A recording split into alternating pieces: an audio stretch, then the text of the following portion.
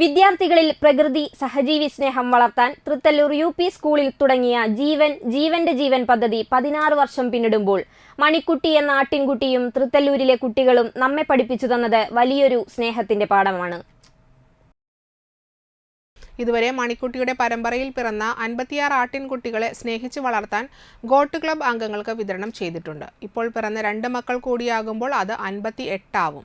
TN Prathapan Nattika MLA ആയിരുന്ന കാലഘട്ടത്തിൽ അദ്ദേഹത്തിന്റെ ആശയങ്ങൾക്ക് സഹപാഠികളായിരുന്ന senior veterinary surgeon doctor PD സുരേഷും അന്നത്തെ നാട്ടിക നിയോജക മണ്ഡലം സമഗ്ര വിദ്യാഭ്യാസ പദ്ധതി കോർഡിനേറ്റർ KS ദീപനും ചേർന്ന് ജീവൻ നൽകിയപ്പോൾ അതിന്റെ പേര് ജീവന്റെ ജീവനായി.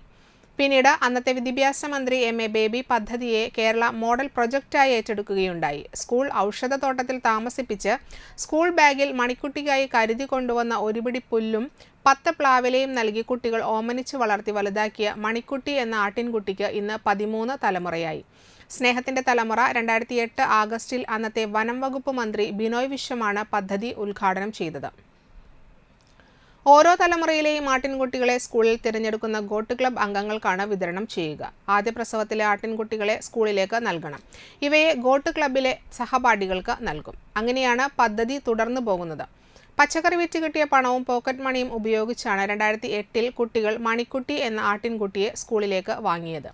മണിക്കുട്ടിയെ പിന്നീട് നറുക്കെടുപ്പിലൂടെ തിരഞ്ഞെടുത്ത കുട്ടിക്ക് വളർത്താൻ നൽകി. സ്കൂൾ ജീവന്റെ ജീവൻ ക്ലബ്ബ് കൺവീനർ V ഉഷാകുമാരിയുടെ നേതൃത്വത്തിലാണ് പദ്ധതി നടന്നുവരുന്നത്. സ്കൂളിലെ 5ാം ക്ലാസ് വിദ്യാർത്ഥി ദേവനന്ദ ജീവന്റെ ജീവനായി വളർത്തിയ മിന്നൂട്ടിയെയാണ് 2 മക്കളെ പ്രസവിച്ചത്.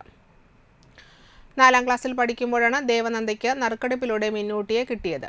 സ്കൂൾ അധികൃതർ മിന്നൂട്ടിയുടെ മക്കളെ കാണാനെത്തി. ചടങ്ങിൽ വെച്ച് ദേവനന്ദ മിന്നൂട്ടിയുടെ മക്കൾക്ക് പേരിട്ടു ടുട്ടുവും മിട്ടുവും. ചടങ്ങിൽ ജീവന്റെ ജീവൻ ക്ലബ്ബ് സ്ഥാപക കൺവീനർ KS ദീപൻ, പ്രധാനാധ്യാപിക KG റാണി, സ്കൂൾ ജീവന്റെ ജീവൻ കൺവീനർ V ഉഷാകുമാരി, വലപ്പാട് ഉപജില്ലാ വികസന സമിതി convener P Sreeja Mousami, PK Sheeba, Ajith Prem P എന്നിവർ പങ്കെടുത്തു.